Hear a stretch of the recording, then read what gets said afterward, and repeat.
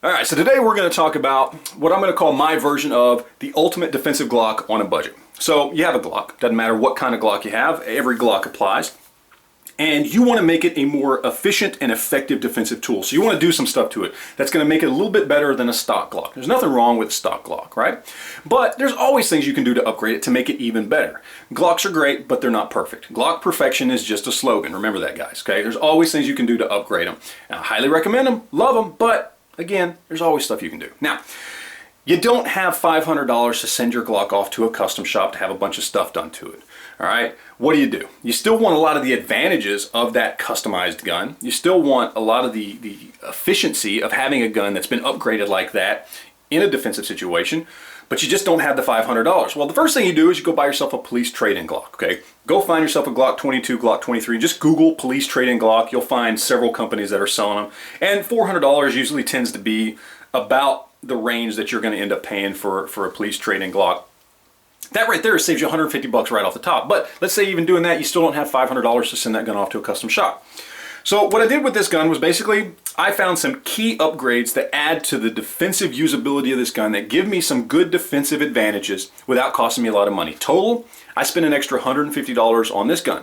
Now, if you're already starting from a place of a used, police trade-in Glock for $400, that's only going to bring your price up to about $550, which is what you would pay for a new Glock with no upgrades whatsoever. So this is a way to get a very effective defensive tool without spending a lot of money. So, all right, let's go ahead and jump in and take a look at all the different stuff that I did to this to get it to where I wanted it to be. All right, so let's jump right in. Let's start with +2 extensions. Any magazine that you keep with your gun to be used in a defensive situation should have a +2 extension on it. It's a no-brainer to me. More capacity is always a good thing. They add no significant weight or dimension to the gun to make it harder to conceal carry. They cost about $5 or $6 a piece. Again, it's a no-brainer. Come on, throw some extra capacity in there.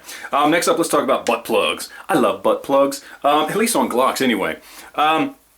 Contrary to popular belief, this channel back here is not to allow dirt to fall out, okay? It's done that way because it's cheaper to manufacture. The chances of you getting dirt in through here, that's gonna make it all the way back to your action, to go through this little teeny tiny hole back here to fall out of this channel, astronomical, not gonna happen. What's far more likely to happen, what I've had happen and many people have had happen, is dirt and dust and crap and lint from your car or your shirts or whatever gets in here and starts to make its way up to the action, okay? That's far more likely. So for an $8 upgrade, get yourself a little plug that's going to fill that up and make it a more usable defensive firearm.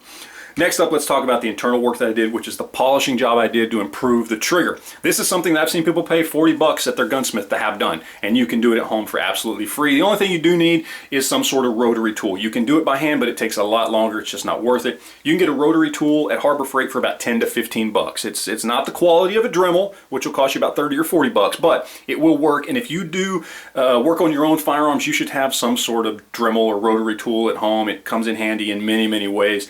Then you just go buy yourself a little bottle of polish and you're good to go. All we did was polish off all the connection points, all the contact points internally on the gun as far as the trigger group goes. And what it does is it crisps up the trigger.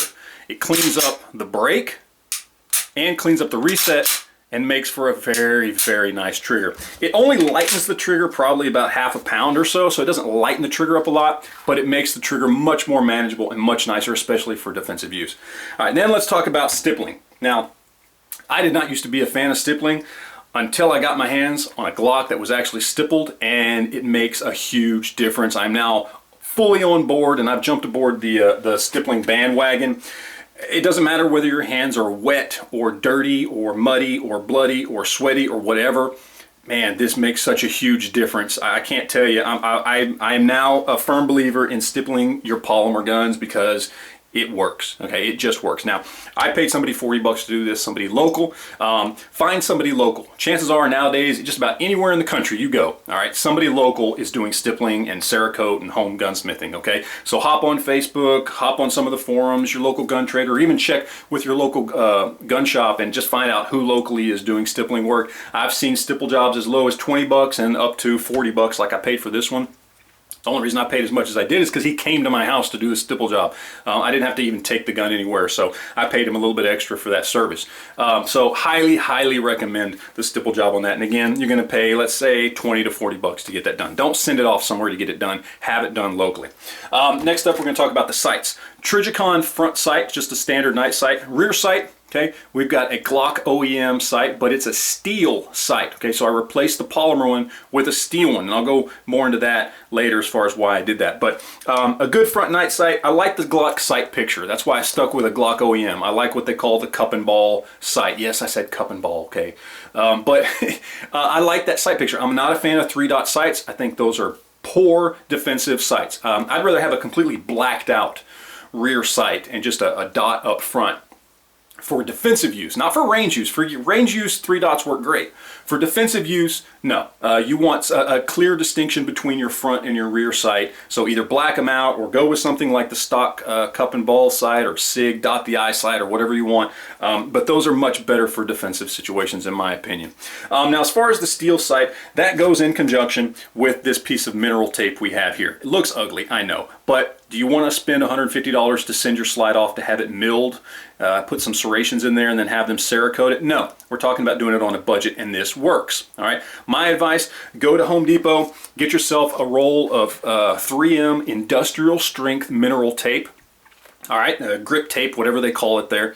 You're going to get a roll of 14 feet, 2 inches wide. Yes, it's going to be far too much. It would probably do 150 guns, but it's 2 inches wide, which is the perfect width right here. You're going to cut a 5/8 inch strip, nip the corners off so going in and out of a holster or something it doesn't start to peel up. But get the industrial strength stuff. Don't get the stuff that they sell online specifically for guns because there's no guarantee that stuff is industrial strength. You want the industrial strength adhesive to keep it to your slide, and you want the industrial strength on the grip as well, because as you're going to see here in just a second, this works in conjunction with your steel rear sight to help you with one-handed manipulations. Now I'm going to work in some footage of me just using this to kind of give you an example of how this works as far as one-handed manipulations go.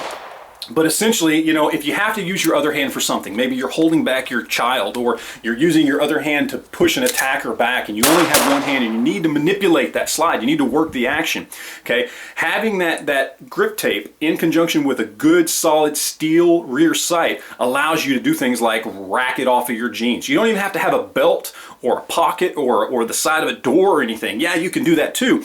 But the cool thing about it is with that grip tape right here, just the friction of pressing that against your leg on your jeans or your shorts will allow you to work the action, which is great in a defensive situation. And that's the whole point of all these upgrades, right?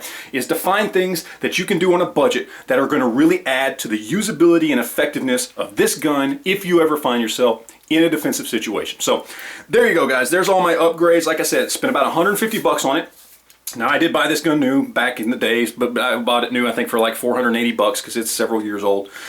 So you know, invested in, I got maybe 650 total invested into something that is a nice custom gun that is going to work very well in a defensive situation should I ever have to use it. Hopefully I won't, but if I do, it's there. So there you go, guys. There's my my opinion on what you should do to your gun if you're looking to upgrade your Glock on a budget. So hope you enjoyed it. Appreciate you guys watching. As always, we'll talk to you later. Thanks.